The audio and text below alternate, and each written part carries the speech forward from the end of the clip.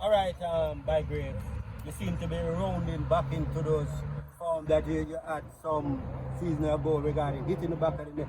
How pleased are you, despite coming to the back end of the season, that you are starting to hit the back of the net? Well, I'm pleased about my performance. I'm working hard in training to be sharpened up. It's coming down to crunch time, so I'm just working hard to get some goals. What was it? Why you didn't? It took so long to find that farm this season. Well, it's not to say find it hard to get back and track, but working in training, coach working with me and my partner Chivante Stewart, so we just working hard, and yeah. How much goals are now, and what's would you like to finish before this round of the competition ends? Well, I am on 7 goals. My aim is to find back my target where I scored last season. Even though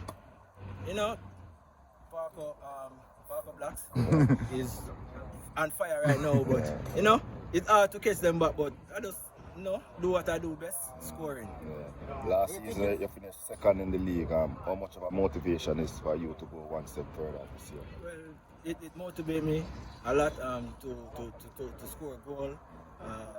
My family motivates me too, so I just work hard and keep scoring. And we know that Mount Pleasant are under pressure to win the title. You players are not under pressure. You are under pressure to deliver this year as well. Well, no, we don't really under no pressure. The coach said to us that it's gonna be a rough one. Every team is gonna come out to play us. Even the lowest team. No disrespect to Chapton, but they come out to fight us. But in the end, we get the result. All right. All right. Right.